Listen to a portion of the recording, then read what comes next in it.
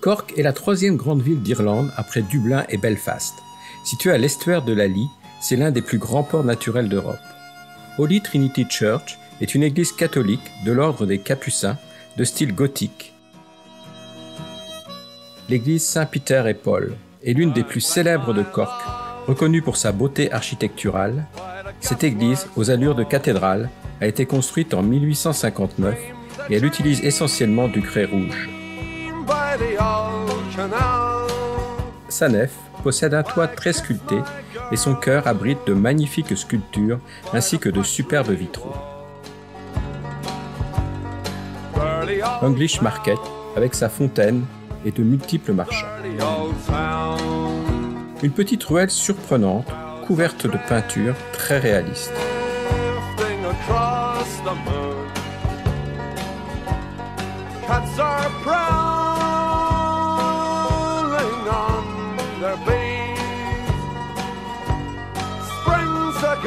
La cathédrale a été bâtie en 1870. C'est une cathédrale anglicane. Elle possède 3 clochers et de fines tourelles.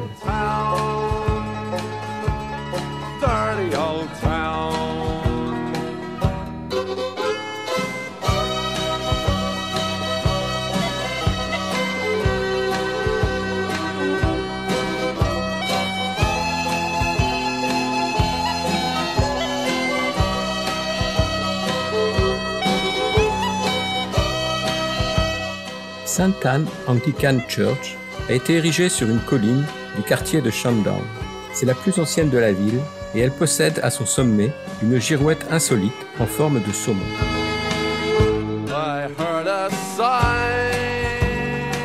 Kinsale est un adorable village où l'on peut admirer de très nombreuses maisons aux façades peintes de couleurs vives.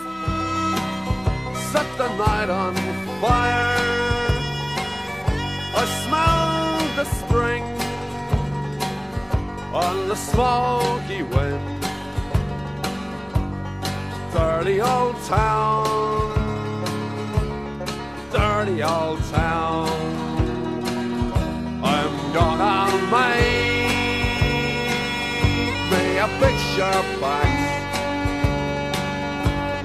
shining steel, tempered in the fire. I'll chop you down like an old Dutch.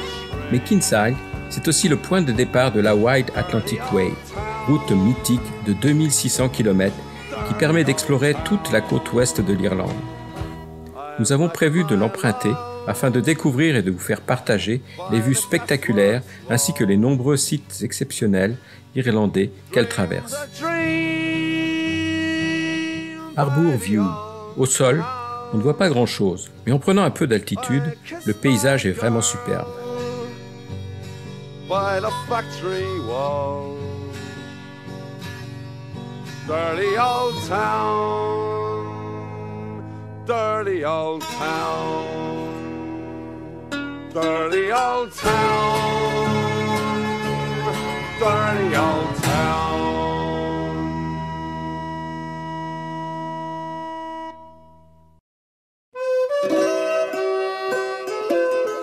L'abbaye de Timileg est située au centre d'un village, avec ses tombes qui ont colonisé l'intérieur de l'abbaye, ses hautes fenêtres gothiques et ses belles arcades. C'est une abbaye franciscaine du XIIIe siècle. Elle est située face à l'estuaire de l'Argidène.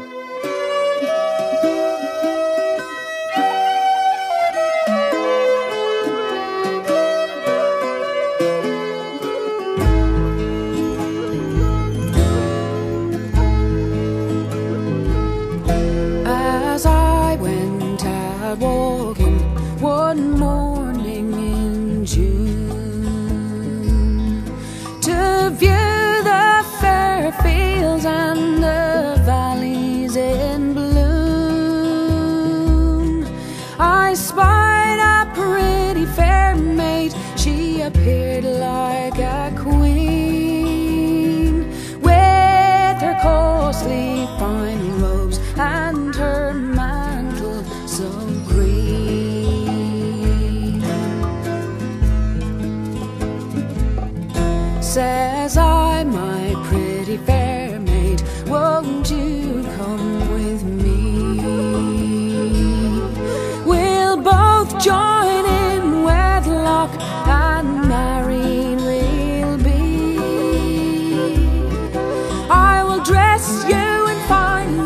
bout d'une étroite route tortueuse, nous sommes arrivés à la pointe de Calais Head, ébouriffante péninsule avec son phare et ses superbes falaises.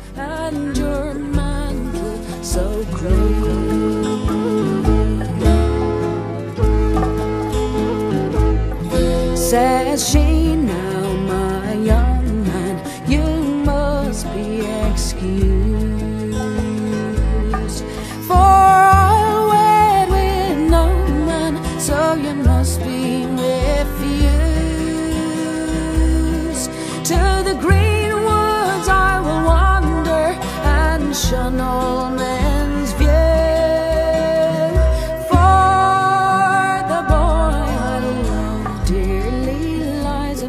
C'est ici, face à la mer, que nous avons passé notre 4e nuit.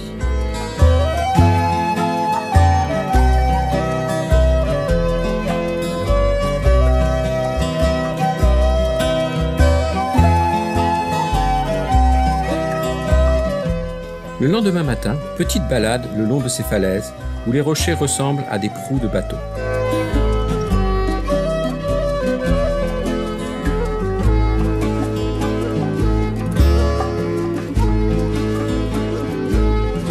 Well, if you're not married, say your lover's name. I fought in that battle, so I might know the same. Draw near to my garment, and there you will. Puis, scrutant les bords de ces falaises, nous avons pu apercevoir quelques forges.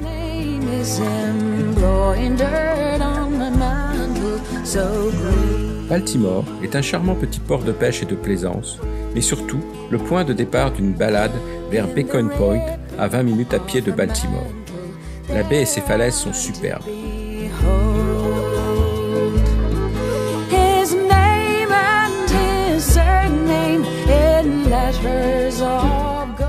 À la pointe, un curieux monument en forme de but. C'est une balise en pierre, peinte en blanc, qui indique l'entrée du port.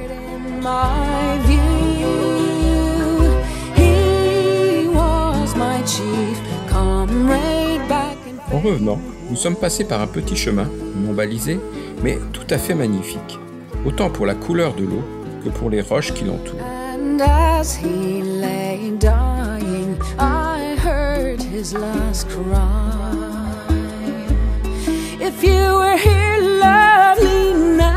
Reprenant la route, nous avons traversé le petit bourg de Ballydehob avec ses jolis ponts. Le premier est un pont à 12 arches sur lequel passait le chemin de fer. Le second est un joli petit pont routier à 3 arches.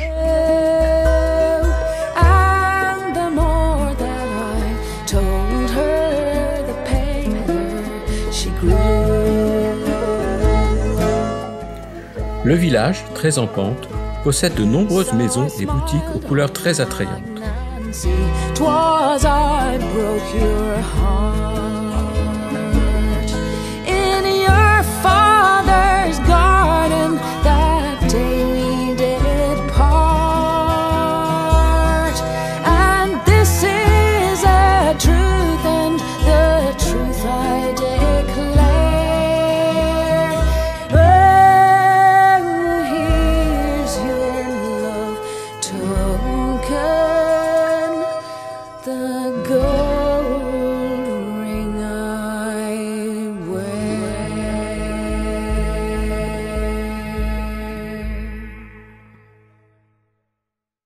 Continuant notre route, nous nous sommes arrêtés ensuite devant un dolmen irlandais. Il date de la fin de l'âge de pierre. Il fait face à la mer dans un panorama enchanteur.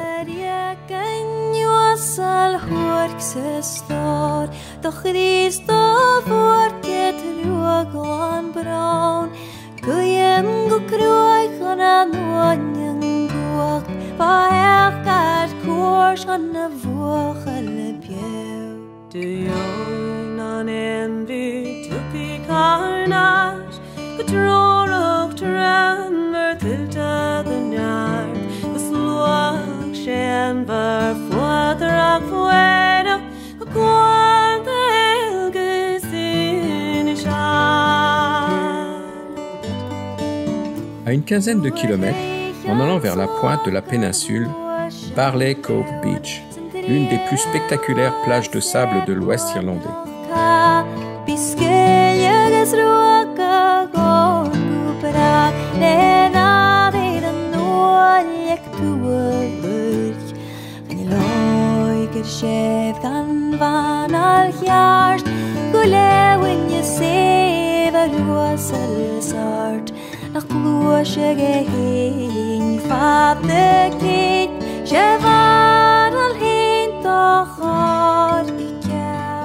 Plage magnifique avec du sable fin et une étendue d'eau cristalline.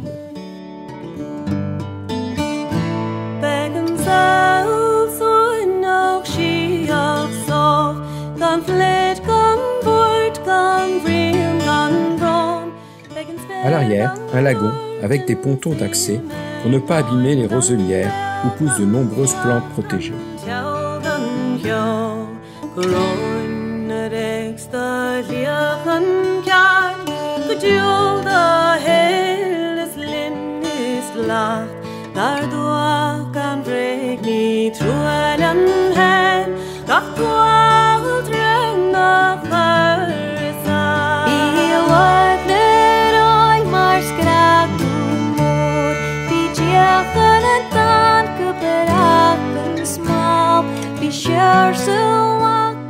Nous avons adoré ce paysage sauvage, ces vastes dunes, surtout en fin de journée, au soleil couchant, quand il ne reste quasiment personne. Cette langue de terre entourée de sable est tout à fait étonnante.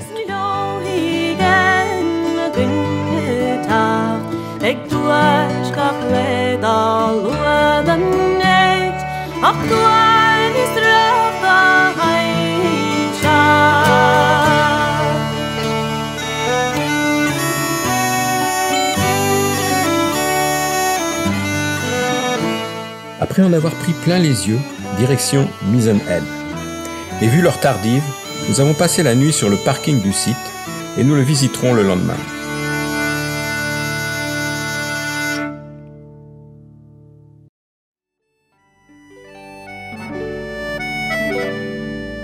Ce matin, le vent souffle très fort, mais il n'y a pas de brouillard, ce qui est assez fréquent à Mizen Head.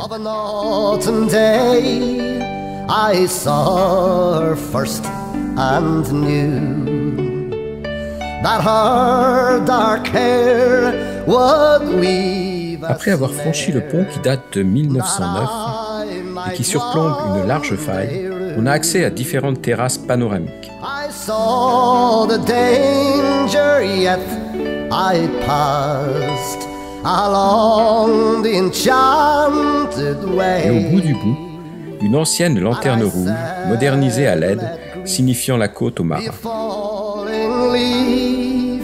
At the dawning of the day,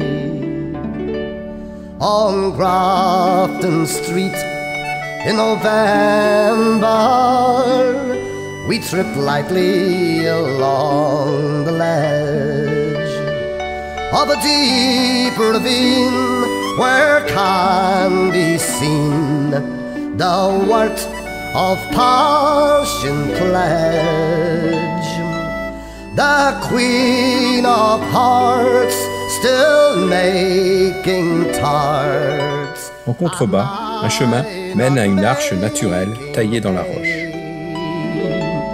Oh, I love too much, and such by such is happy. Pour découvrir la suite de notre périple en Irlande, vous pouvez cliquer prochainement sur la vidéo qui s'affichera en haut à droite de votre écran. Pour terminer, quelques-uns de nos meilleurs clichés.